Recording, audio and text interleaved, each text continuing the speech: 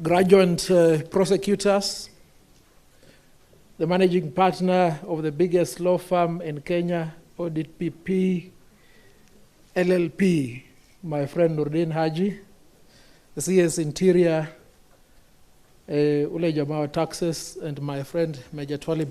Twalib, you know, the only reason why I'm not in military command is because in 1996, when I went to Moi Barracks for recruitment, a major like you told me, Kijana, Hapa si Mahali pa watu wa Makaratasi ya hii ni kazi ya mkono. But were it not for that,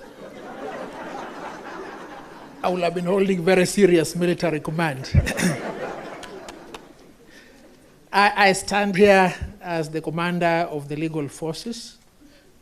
These are my soldiers, the ones who have graduated today. And Twalib, this is the star of Josiah Martinez. He is the founder of Cuba.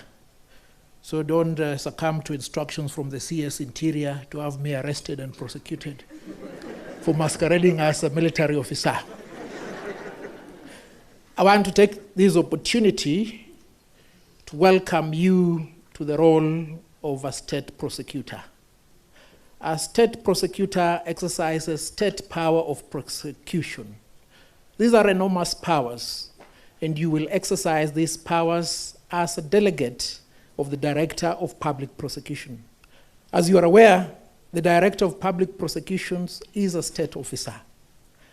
He holds one of the three key independent offices under the Constitution, set out under Article 157 of the Constitution.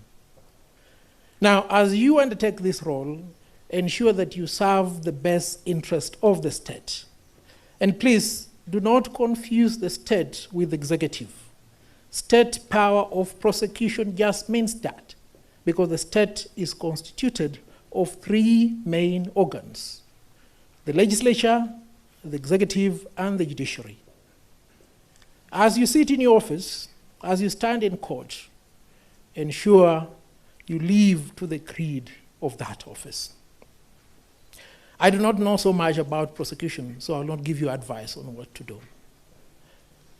But permit me to speak about a few things. I see those who have graduated today are very youthful advocates. I will place your age between 26 and 32.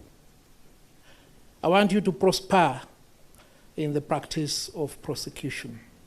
But remember, before you qualified to be recruited as a prosecutor, one of the requirements was confirmation that you are an advocate of the High Court, you are a member of the Law Society, and you do not have any disciplinary complaint.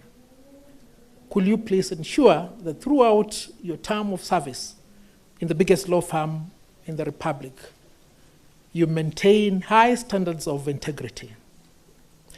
Now, as you venture in this peculiar practice of law, you're not obliged to remain a member of the Law Society. Neither are you precluded from being a member of the Law Society.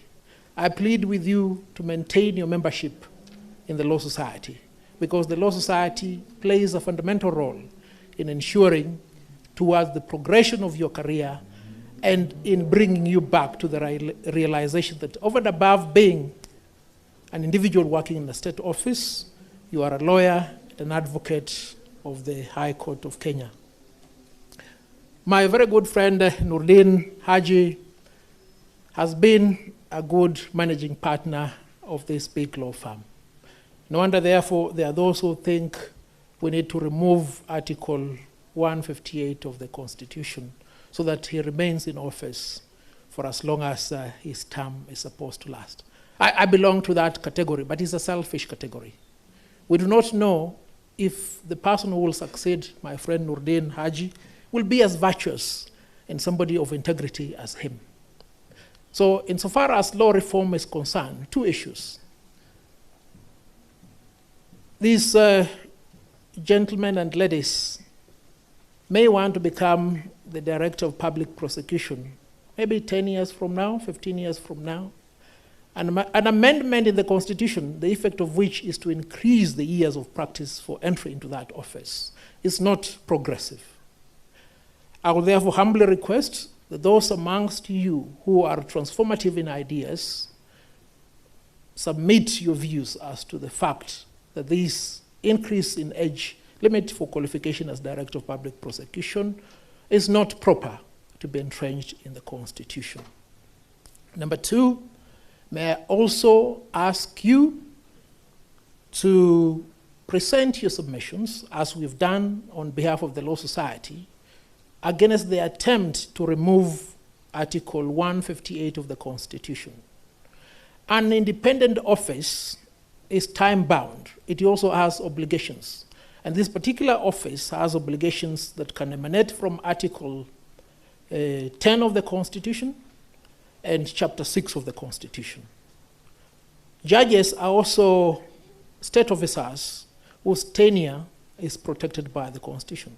But they are subject to a removal process should they fail to live up to the expectations of the Constitution. It will therefore be retrogressive if the people of Kenya were to remove that fundamental requirement, which is supposed to be the guide within which the leader of this big law firm is supposed to conduct him or herself. May I take this opportunity to wish you the very best. May you prosper and have an illustrious career.